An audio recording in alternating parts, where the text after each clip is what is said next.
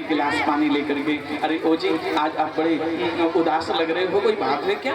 आप तो ना ना कोई बात ना है। अरे बता दो, हम तुम्हारी धर्म पत्नी है, हम थोड़ी किसी को बताएंगे। बताओ, तुम बता दो, हम किसी को नहीं बताएंगे। अब पता है, आप बता दोगे प्रेम में आकर के, देखो देवी मैं वहां गया था और ऐसी घटना हो गई, देखो तुम किसी को बताना नहीं। ना ना मेरी तो ऐसी आदत ही नहीं है, मेरी तो ऐसी आदत ही नहीं है। और भाव में आकर के आपसे बात पूछ लेंगी और फिर ये टेंशन में आ जाएंगी। आपने बात बता दी, ये गलती नहीं करी, लेकिन बताने के बाद में ये कह दिया कि देखो देवी ज्यादा गोपनीय बात है, किसी को बताना नहीं। अब वो टेंशन में आ जाएंगी कि पतिदेव ने मना किया है, ये बात किसी को बताना नहीं है, ये बात किसी को नहीं बताना है। और फिर उनके पास में सहेली आएगी, और सहेली जब आएगी तो पूछेगी, अरे दीदी आज आप बड़ी उदास लग रही हो, क्या बात है? ना ना कोई बात नहीं, अब देखो हम तुम्हारी एकदम पक्की सहेली हैं, अब हमें बता दो, हम किसी को नहीं बताएंगे। फिर सहेली ने सहेली को बता दिया, और फिर सहेली पानी भरने के लिए पनघट पर गई और उसने अपनी सहेली को बता दिया, जो बात आप छिपाना चाहते थे करने करने जपंजनहा, धीरे धीरे सारे प्रजा में वो बात फैल जाएगी। इसलिए स्त्रियों से यदि कोई बात छुपानी चाहते हो तो छुपा लो, उसमें दोष नहीं है। तो स्त्री नरम विवाहे चो, हमारी झूठ बोलने से यदि किसी कन्या का विवाह होता हो तो वहां झूठ बोल दो, वहां भी दोष नहीं है। और किसी ब्राह्मण की हत्या हो रही हो, गौ की हत्या हो रही हो, एक झूठ बोलने से बच रही हो तो वहां झूठ बोल दो, दोष नहीं है। और राजन जब संपूर्ण धन के नष्ट होने का समय आ गया हो, एक झूठ बोलने से बच रहा हो और वहां पे झूठ बोलना पड़ जाए तो वहां पे झूठ बोल दो, वहां पर भी दोष नहीं है। और महाराज बलि तुम्हारी तो त्रिलोकी के नष्ट होने का समय आ गया है, दो टूक मना कर दो कि मैंने कोई लेने देने की बात नहीं करी। लेकिन राजा बलि कहने लगे, गुरुजी मेरे तो दोनों हाथों में लड्डू, हमें किसको छोड़ दूं? यहाँ से आवाज आई, अरे राजा बलि कुछ देना है कि नहीं देना, वरना मैं आगे चलूं। नहीं प्रभु बस आ ही रहा हूँ। और जाकर के जैसे ही राजा बलि वामन भगवान के पास पहुंचे, वामन भगवान कहने लगे, हाँ संकल्प करो। देखो जो गुरु होता है, गुरु पूरा प्रयास करता है अपने शिष्य को बचाने के लिए। शुक्राचार्य जी जाकर के वो लोटा की टोटी में जाकर बैठ गए, और जब लोटा की टोटी में जाकर बैठे, बोले ना जल गिरेगा और ना चेला लौटेगा। टोटी में जाकर के बैठ गए, और जैसे ही जल वामन भगवान हाथ में दे रहे थे तो लोटा में से पानी नहीं निकल रहा था। वामन भगवान ने देखा टोटी में झांक कर के शुक्राचार्य जी बैठे हुए हैं, तो अपने छत्र में से एक सीकुर निकाला और टोटी में जैसे ही दे मारा तो शुक्राचार्य जी की एक आंख पधार गई। वामन भगवान कहना चाहते हैं, जो गुरु होता है, गुरु को संभाव वाला होना चाहिए, एक दृष्टि से देखने वाला होना चाहिए। जिस गुरु की, जिस ब्राह्मण की, जिस संत की दो दृष्टि होती हैं, जो संत, जो ब्राह्मण, जो गुरु अपने शिष्य को दो दृष्टि से देखता है, उसकी एक दृष्टि पधार जाती है, उसकी एक आंख फूट जाती है। इसलिए गुरु को संभाव वाला होना चाहिए। साधु समत्वेन भयाद विमुच्यते, साधु को संभाव वाला होना चाहिए। शुक्राचार्य की एक आंख पधार गई। यहाँ वामन भगवान ने हाथ में जल दिया और कहा, मंत्र पढ़ दिया, इमाम वामनायो पृथ्वी त्रीणि पदानि अहम संप्रदते। राजा बलि ने संकल्प कर दिया। अब वामन भगवान ने कहा, राजा बलि प्रणाम तो करो। और राजा बलि ने जैसे वामन भगवान को प्रणाम किया और सिर उठाकर देखा, तो जहां वामन भगवान का मुखमंडल था, वहां तो केवल राजा बलि को वामन भगवान के पैर के दाहिने पैर का अंगूठा का केवल नख ही दिख रहा है। इतना विशाल रूप धारण कर लिया, एक पैर से ऊपर के सभी लोगों को नापते हुए ब्रह्मलोक में पहुंचा दिया। और ब्रह्मलोक में ब्रह्मा जी ने भगवान वामन के चरणों को धो करके वह जल अपने कमंडल में रख लिया। श्रम जल बिंदु कमंडल राख्यो, वही तो श्रीमती गंगा मैया है। बोलो गंगा महारानी की जय। एक पैर से ऊपर के लोगों को नापा और एक पैर से नीचे के सभी लोगों को नाप करके रसातल तरातल पाताल तक पैर पहुंचा दिया। 2 पैर में सारी त्रिलोकी को नाप करके और सामने खड़े हो गए। राजा बलि से कहने लगे, राजा बलि, तुमने 3 पग धरती दान देने का संकल्प किया है, 2 पग में ही हमने तुम्हारी सारी त्रिलोकी नाप ली, बताओ तीसरा चरण कहाँ पे रखे। आजकल का कोई चेला होता तो कह देता, मांगते समय तो तुम 3 बिलान के थे, अब इतना बड़े होकर के नाप लिया तो क्या मैंने सारी बात का ठेका लेके रखा है? अरे छोटे होकर नाप लो, मैंने कब मना किया? लेकिन बाहरी राजा बलि ने कहा, तो प्रभु एक बात बताओ, धन बड़ा होता है कि धन का मालिक बड़ा होता है? धन बड़ा होता है कि धन का मालिक बड़ा होता है? भगवान कहने लगे, धन से भैया धन का मालिक बड़ा होता है। तो अभी आपने हमारे धन को ही तो नापा है, अभी धन का मालिक बाकी रह गया है। कृपा करके ये तीसरा चरण आप हमारे सिर पे रख दीजिए। वामन भगवान ने राजा बलि के सिर पर तीसरा चरण रखा।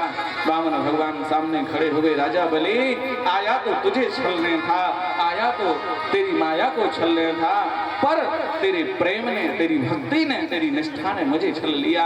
और राजा बलि, आज मुझे यदि इंद्र से भी युद्ध करना पड़ा ना, तो इंद्र से भी युद्ध करूंगा। यदि तुम्हें त्रिलोकी का राज्य चाहिए ना, तो अभी हंसते हंसते दे दूंगा।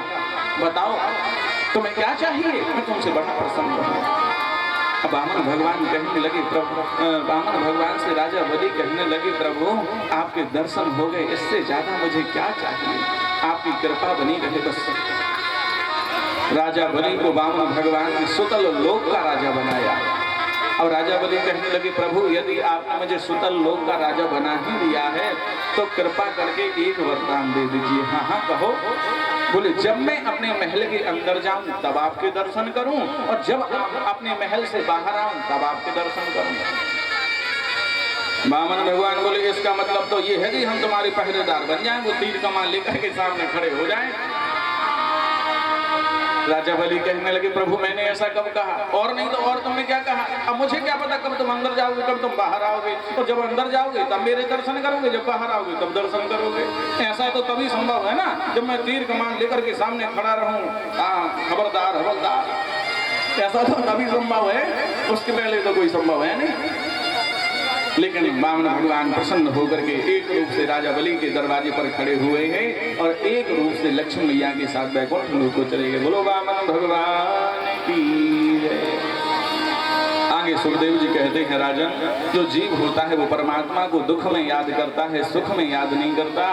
ये गजेंद्र नाम का हाथी था, बड़ा मदमस्त हाथी था, जिसकी 50 पत्नियां थीं और उसके 100 बच्चे छोटे छोटे जीवों से कहता फिरता था, देखो तुम्हें कोई दिक्कत हो तो मुझे आकर के बताना, तुम्हें कोई कष्ट हो तो मुझे आकर के बताना, तुम्हें चिंता करने की जरूरत नहीं, तुम्हें भय करने की जरूरत नहीं है, तुम्हें घबराने की जरूरत नहीं है। अच्छा, ये जो गजेंद्र नाम का हाथी था, इसको 100 हाथियों का बल प्राप्त था।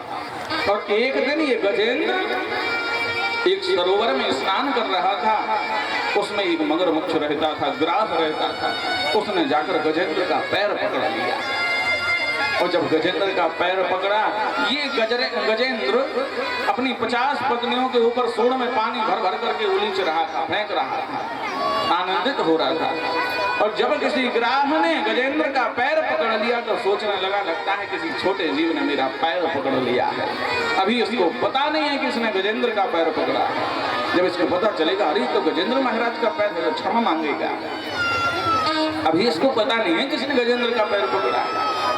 इसने थोड़ी अपनी शक्ति लगाई, लेकिन जब पूरी शक्ति लगा दी और तिल भर भी बाहर नहीं आया, तब जाकर के अपनी पत्नियों को बुलाया। अरे देवियों, ना जाने किसी ग्राह ने मेरा पैर पकड़ लिया है, मुझे अंदर की ओर खींच रहा है, आओ मुझे बाहर निकालो। 50 पत्नियां सूंड से सूंड मिलाकर गजेंद्र को बाहर खींचती हैं, बच्चे सूंड से सूंड मिलाकर गजेंद्र को बाहर खींचते हैं, पर तिल भर भी गजेंद्र को कोई बाहर नहीं खींच पाया।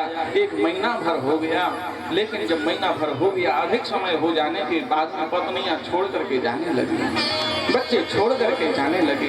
गजेंद्र की आंखों में से आंसू झरझराने लगे। अरे पत्नियों, मैंने तुम्हें खुद से भी ज्यादा प्रेम किया, खुद नहीं खाया, तुम्हें खिलाया, और आज मैं दुख में पड़ा हूं तो मुझे छोड़ करके जा रही हूँ। वो सुख के सब साथी, दुख में न को मेरे तेरा नाम एक साचा। इस संसार में भैया सुख के ही सब साथी हैं। जब तक आपके पास में पैसा है तब तक ये मेरा और वो मेरा और ये मेरा और ये मेरा। जिस दिन पैसा हाथ में नहीं होगा ना तो कोई सीताराम भी करने वाला नहीं मिलेगा कि पैसा के तात मात पैसा के भैया, कि पैसा के तात मात पैसा के भैया, और जा घर पैसा ना हो। जिसके घर में पैसा नहीं है उसे कोई सीताराम भी नहीं करता। तो भैया एक बात ध्यान रखना, इस संसार के जो लोग हैं वो सुख में ही आपके साथ हैं। जब दुख आएगा तो दुख में संग नहीं देते, दुख में साथ नहीं देते। पत्नियां छोड़कर चली गई, बच्चे छोड़कर चले गए। अब गजेंद्र आज भी बड़ा ढीठ था, भगवान का नाम नहीं ले रहा था। कह रहा है जो सत्य है, जिसने सृष्टि को बनाया है वो आकर के मेरी रक्षा करे। यहाँ नारायण ने सोचा जो किसी का नाम नहीं वो मेरा नाम, चलो गजेंद्र को बचाने चल रहा है। अब देखो वहां गजेंद्र को बचाने जाना था और यहाँ पे अभिमान रूपी ग्राह ने गरुड़ को पकड़ लिया। गरुड़ अपने मन में सोचने लगे, देखो जहाँ कभी नारायण को जाना हो तो मुझे ही तो साथ लेकर जाते हैं, नहीं तो उनको त्रिलोकीनाथ को अपने ऊपर बैठा करके उड़ता हूँ। अरे भाई मुझ में इतनी ताकत है, इतनी शक्ति है, जब तो त्रिलोकीनाथ को लेकर उड़ता हूँ। भगवान कहने लगे बताओ, छोटे छोटे पक्षियों को भी अभिमान आता है। अरे गरुड़ चल रहा नहीं है क्या? गरुड़ कहने लगे प्रभु थोड़ा तैयार तो हो जाएं, इतने बड़े हाथी के पास जा रहे हैं। जैसे गरुड़ आया, गरुड़ भगवान से कहने लगे प्रभु बैठ जाओ। भगवान कहने लगे एक काम करो, आज तुम मेरी उंगली को उड़ाओ। गरुड़ कहने लगा प्रभु पूरे बैठ जाओ ना, उंगली कैसे उड़ेगी? नहीं नहीं, आज तुम मेरी उंगली को ही उड़ाओ। यहाँ गरुड़ ने पंख फड़फड़ाना प्रारंभ किए और उंगली रख दी भगवान ने गरुड़ के ऊपर। पसीना पसीना हो गया, लेकिन जरा भी भगवान की उंगली को नहीं उड़ा पाया। भगवान ने कहा अभिमान करते हो? अरे तुम्हारी क्या औकात कि तुम मुझे लेकर के उड़ो, मैं ही तुम्हें अपने पंजों में दबा करके उड़ता हूँ। अब गरुड़ का अभिमान जब दूर हुआ, भगवान ने कहा इसके साथ जाएंगे तो लेट हो जाएंगे। नारायण खुद ही दौड़ पड़े और इसने गजेंद्र ने जैसे ही भगवान नारायण को देखा आते हुए, तो कमल का पुष्प लगा था, अपनी सूंड से तोड़ करके जैसे ही गो कहा, भगवान ने सूंड पकड़कर बाहर खींच लिया और बाहर खींचकर अपने सुदर्शन चक्र से ग्राह का सिर धड़ से अलग कर दिया। और जैसे ही धड़ से अलग किया सिर को, यहाँ ग्राह की भी मुक्ति हुई और गजेंद्र की भी मुक्ति हुई, क्योंकि भगवान के हाथों बचना भी मुक्ति है और भगवान के हाथों मरना भी मुक्ति है। जब कोई सहारा नहीं देता तब ठाकुर जी सहारा देते हैं। इसलिए सबका सहारा ना लेकर के केवल गोविंद को पकड़े रहो तो जीवन संवर जाएगा। आज परीक्षित कहते हैं गुरुजी मुझे राम कथा सुनने का मन कर रहा है, कृपा करके राम कथा सुनाइए। सुखदेव जी कहने लगे देखो ये बात तो तुमने अच्छी बात बताई है, क्योंकि जब तक आप राम कथा नहीं सुनोगे तब तक कृष्ण कथा समझ में नहीं आ सकती आपको। इसलिए कृष्ण कथा को समझने के लिए राम कथा सुनना बहुत जरूरी है। राम कथा सुनना भी बहुत अनिवार्य है, इसलिए मैं तुम्हें सुनाता हूँ। देखो भागवत में राम कथा बड़ी संक्षिप्त रूप से आई हुई है। राम कथा बड़े संक्षिप्त रूप से है। तो यहाँ पर सूर्यवंश में एक से एक बड़े प्रतापी राजा महाराजा लोग, इन्हीं के वंश में आगे चलकर महाराज दशरथ का जन्म हुआ। महाराज दशरथ की 3 रानियां सभी लोग जानते हैं, कौशल्या, कैकेयी, सुमित्रा, 3 रानियां हैं। लेकिन धन धान की कोई कमी नहीं, लेकिन संतान नहीं है। बाल सफेद होने को आए, बुढ़ापा होने को आया है, लेकिन अभी तक एक भी संतान नहीं थी। तो वशिष्ठ जी के पास में जाकर के प्रश्न किया, गुरुजी आप क्या बुढ़ापा होने को आया, क्या इस दशरथ के आगे वंश में कोई दिया जलाने वाला नहीं मिलेगा? क्या कोई दिया जलाने वाला नहीं मिलेगा? वशिष्ठ जी ने कहा आप एक काम करो, पुत्र कामेष्टि यज्ञ करो श्रृंगी ऋषि पुत्र कामिष्टि यज्ञ करेंगे, आपको पुत्र की प्राप्ति होगी। महाराज दशरथ श्रृंगी ऋषि को मनाने गए। श्रृंगी ऋषि आए, उन्होंने पुत्र कामिष्टि यज्ञ किया।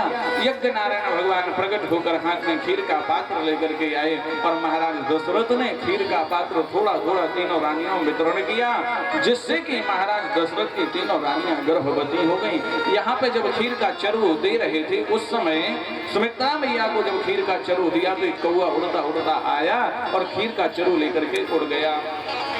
तो यहाँ पे कौशल्या मैया ने और कैकेयी मैया ने अपना आधा आधा भाग निकाल कर और सुमित्रा मैया को दिया और कहा कि जब हमारे यहाँ, सुमित्रा मैया कहने लगी यदि ठाकुर जी की कृपा से हमारे यहाँ 2 संतान हो गई ना तो मैं आपको वचन दे दूं कि मैं अपने दोनों पुत्रों को आपके पुत्रों की सेवा में लगा दूंगी।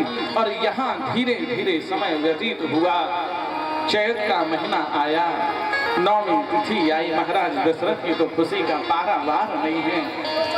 लेकिन देखो जब रामचंद्र जी का जन्म हुआ ना तो वो किसी को पता नहीं था कि रामचंद्र जी का जन्म हुआ। रामचंद्र जी के जन्म के बारे में किसी को नहीं पता, केवल किसको पता है, बोली कौशल्या मैया को पता है। नौमी तिथि मधुमास पुनीता, सुकुल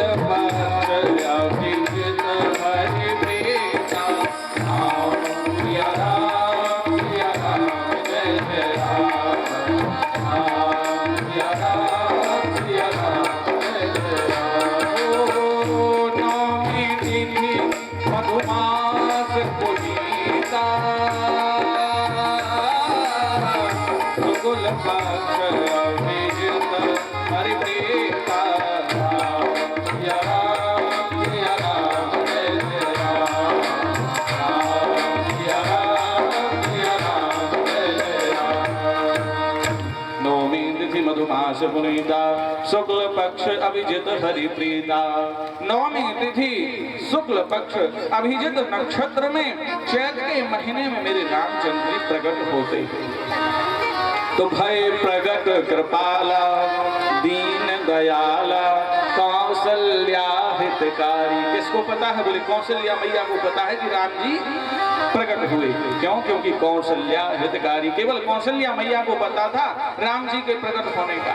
और जब रामचंद्र जी प्रकट हुए तो कैसे प्रकट हुए, बोले सशंक चक्रम सकील कुंडलम सफेद वस्त्रम सरसीहरोक्षणम सहार वक्षस्थल कौस्तुभिस्त्रियम नमामि विष्णुम शिरसा चतुर्भुजम। 4 भुजा धारण करके भगवान नारायण प्रकट हुए। एक हाथ में शंख है, एक हाथ में चक्र है, एक हाथ में गदा है, एक हाथ में कमल पुष्प लिए हुए नारायण भगवान प्रकट हो गए। और यहाँ मैया से कहने लगी, मैया आपने कहा था कि चाहुई तुम्हें समान सुत और प्रभु सन कवन दुराग। आपने कहा था कि मेरे पुत्र बन करके आना, मुझे आप जैसा पुत्र चाहिए।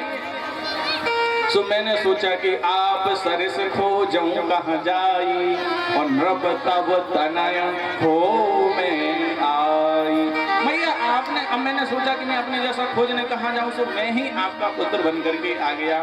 मैया अब आप एक काम करो, मुझे आप अपना बालक बोल दो, बेटा बोल दो, मैं आपको मैया बोल दूंगा, बस बन गए आपका बेटा। कौशल्या मैया बोली, मैंने आपसे कहा था कि बालक बन के आना, आप तो पिताजी बन के आए हो।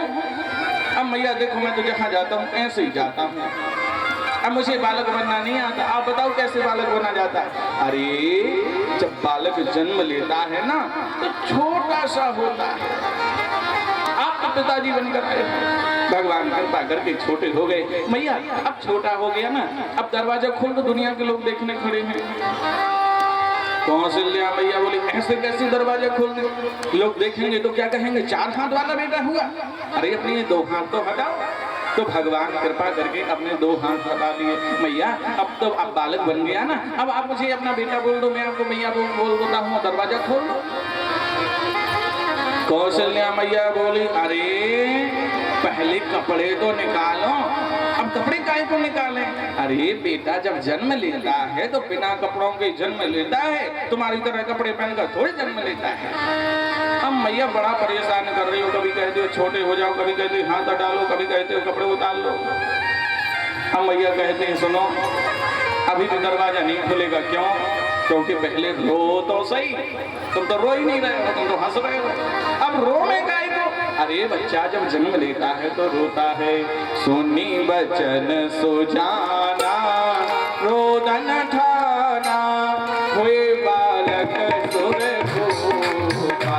सुनी बचन सुजाना रोदन ठाना हुए बालक सुर भूपा। सुनी बचन सुजाना रोदन ठाना हुए बालक सुर भूपा। सुनीला अति प्रिय शीला यह सुख परमन भूपा। सुनीला अति प्रिय शीला यह सुख परमन भूपा। राजा राम राम राम सीता राम राम राम राजा राम राम राम सीता राम राम राम। दोनों हाथ उठाते हुए सभी लोग गाएंगे। हरे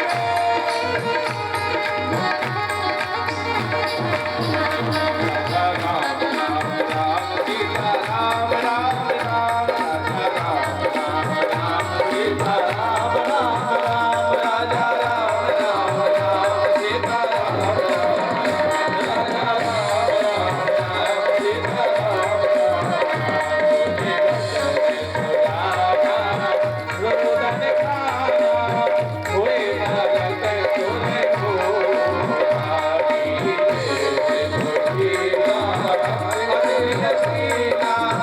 यह दुख सुनी बचन सुजाना रोदन जाना और हुए बालक सुर भूपा। सो भगवान राघवेंद्र सरकार वाह वाह वाह करके रोने लगे और भगवान के रोने की आवाज जब दासियों को सुनाई दी सो दासियां दौड़ी दौड़ी भगवान और राजा दशरथ जी के पास पहुंची। महाराज बधाई हो कौशल्या मैया ने एक सुंदर से लाला को जन्म दियो है। इतने में तो कैकेयी मैया के यहाँ से मंत्रा भी दौड़ी दौड़ी पहुंच गई। महाराज बधाई हो कैकेयी मैया ने एक सुंदर से लाला को जन्म दियो है। इतने में दो दासियां और दौड़ी दौड़ी पहुंची। महाराज बधाई हो एक नहीं कौशल्या मैया ने तो दो दो लालाओं को जन्म दिया है। महाराज दशरथ की खुशी का पारावार नहीं रहा। कभी महाराज दशरथ के यहाँ एक पुत्र नहीं था। आज ठाकुर जी की कृपा से नारायण की कृपा से चार पुत्र महाराज दशरथ के यहाँ हैं।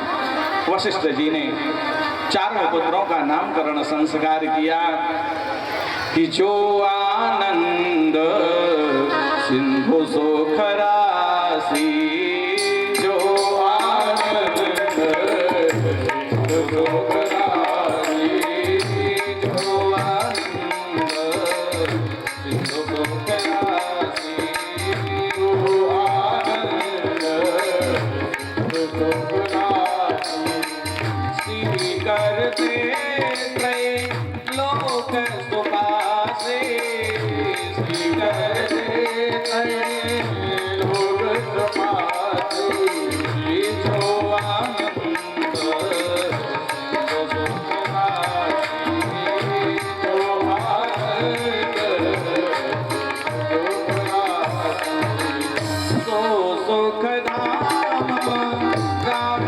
असनाम जो सुख धाम राम असनाना अखिल लोकदा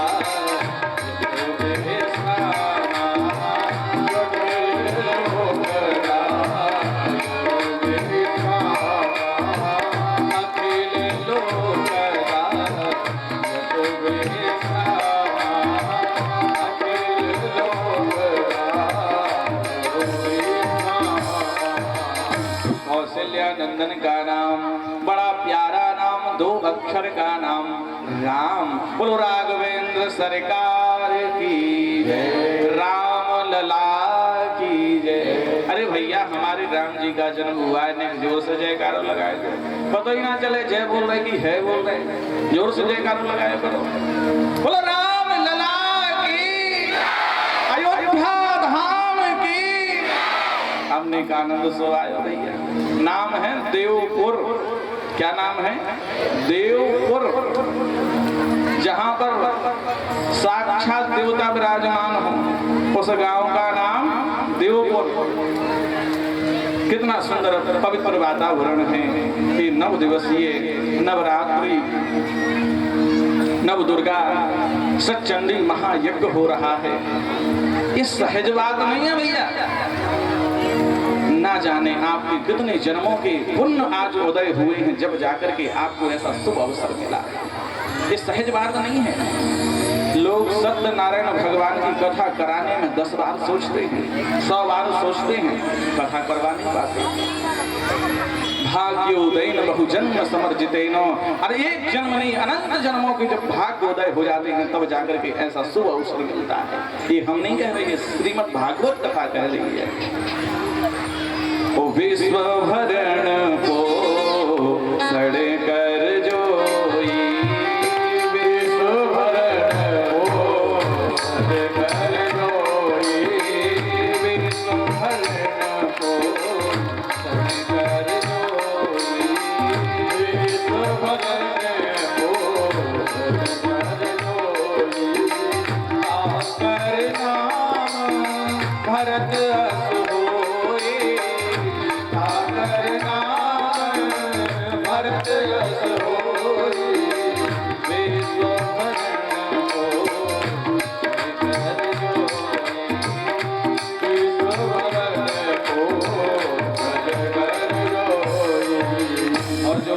मैया के लाला हैं, उनका भी वशिष्ठ जी ने बड़ा सुंदर नाम रखा, श्रीमान भरतलाल जी महाराज। बोलो भरतलाल जी महाराज की जय। और जाके सुमिरन तेरे पुनासा, जाके सुमिरन तेरे पुनासा, और नाम शत्रुघ्न वेद प्रकाशा। लक्षण धाम सुराम प्रिय सकल जगत आधार, और गुरु वशिष्ठ तेहि राखी हो लक्ष्मण नाम उदार। जो सुमित्रा मैया के सबसे बड़े लाला हैं, नाम रखा गया श्री लखनलाल जी महाराज। लक्ष्मण का मतलब क्या है? बोले जिसका लक्ष्य श्री रामचंद्र जी के चरणों की सेवा करना है, वो लखनलाल जी हैं, वो लक्ष्मण लाल जी हैं। और इनके छोटे भ्राता जिनका नाम सुनने मात्र से शत्रु कांप जाते हैं, ऐसे सुंदर पुत्र का नाम शत्रुघ्न रखा गया। चारों पुत्रों का नामकरण संस्कार हुआ। गुरु वशिष्ठ जी के आश्रम में पढ़ने गए, और गुरु ग्रह पढ़न गए रघुराई, अल्पकाल विद्या सब पाई। सभी विद्याओं को ग्रहण करके अपने घर में राज्य में पुनः वापस आए। देखो कहते हैं जब ज्यादा खुशी होती है तो उस खुशी की किसी ना किसी की नजर लग जाती है। इसलिए फूले फूले मत रहो, फूले में है भूल, और फूले फूले फूल तोड़ ले जाएगा ये माली के फूल। ज्यादा जब खुशी का समय आए तो प्रसन्न नहीं होना चाहिए। क्यों? क्योंकि माली उन्हीं फूलों को तोड़ता है जो फूले हुए रहते हैं। जब दुखी का समय आए तो ज्यादा दुखी भी मत हो, सदा एक से रहो, क्योंकि दोनों ही रहने वाले नहीं हैं। अच्छा, जो उल्लू होता है उसको दिन में दिखाई नहीं देता, तो उल्लू क्या सोचता है? बोले रात ही रात बनी रहे। और जो कौवा होता है उसको रात में दिखाई नहीं देता, तो कौवा सोचता है कि दिन ही दिन बना रहे। पर दोनों के चाहने से दिन रात तो नहीं बदलेंगे। उसी प्रकार ये सुख और दुख का जोड़ा है। जिस प्रकार सुख आया है तो दुख भी आएगा, दुख आया है तो सुख भी आएगा, ये निश्चित है। 4 पुत्र हैं। आज विश्वामित्र जी महाराज दशरथ के राज्य में आए। महाराज दशरथ ने खूब सेवा करी और सेवा से प्रसन्न हुए। महाराज विश्वामित्र जी ने कहा कि महाराज दशरथ, हम आपके पास में एक याचना लेकर के आए हैं। राक्षसों का राजा रावण सारी पृथ्वी पर हाहाकार मचाया हुआ है। हम जब यज्ञ करने बैठते हैं तो राक्षसों के राजा रावण ने हमारे एक भी यज्ञ नहीं होने दिए।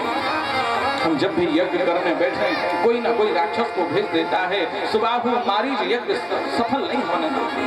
महाराज दशरथ ने कहा, मैं चलता हूँ, आपकी अकेली रक्षा करूंगा।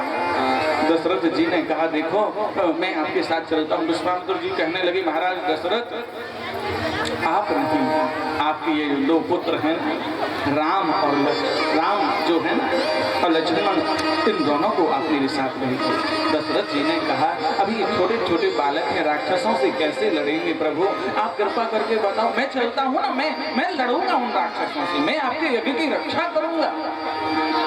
पर महाराज दशरथ ने जब ये बात कही, विश्वामित्र जी कहने लगे महाराज क्या मुझे एक याचना के लिए आप ये मत भूलिए कि आप एक राजा हैं। राजा केवल घर का नहीं होता, राजा सारी प्रजा का होता है। विश्वामित्र जी की बात सुनकर वशिष्ठ जी कहने लगे देखो महाराज दशरथ, राम और लक्ष्मण को इनके साथ में भेजने में ही फायदा है, इसलिए आप राम लक्ष्मण को इनके साथ भेज दीजिए। गुरु जी की बात मान करके दशरथ जी ने अपने दो पुत्र राम और लक्ष्मण को विश्वामित्र जी के साथ में भेज दिया। रास्ते में रामचंद्र जी ने ताड़का नाम की राक्षसी का उद्धार किया। आगे जब आश्रम में पहुंचे तो सुबाहु को एक ऐसा बाण मारा कि एक ही बाण में उसका उद्धार हो गया, और मारीच को एक ऐसा बाण मारा कि सत योजन का सागर पारा, सागर के उस पार जाकर के मारीच गिरा। और इतने में कुछ समय बाद जनकपुर से विश्वामित्र जी के लिए संदेशा आया, हम अपनी बेटी जनक नंदिनी सीता का स्वयंवर रच रहे हैं, देश देशांतर से राजा महाराजा लोग पधार रहे हैं, आप भी कृपा करके पधारें। विश्वामित्र जी ने कहा राम लक्ष्मण तुम भी यहाँ पर क्या करोगे, चलो मेरे साथ चलो। तो राम लक्ष्मण को साथ में लेकर के आगे बढ़े, गंगा जी के सुंदर दर्शन कराए, गंगा जी की कथा सुनाई। राम ये जो गंगा है ये तुम्हारे पूर्वजों की देन है, तुम्हारे पूर्वजों में एक ऐसे राजा हुए जिन्होंने घोर तपस्या करके, महाराज भगीरथ ने घोर तपस्या करी, जब जाकर के गंगा मैया इस धरा धाम पर आई, सगर के 60,000 पुत्रों का उद्धार किया गंगा मैया ने।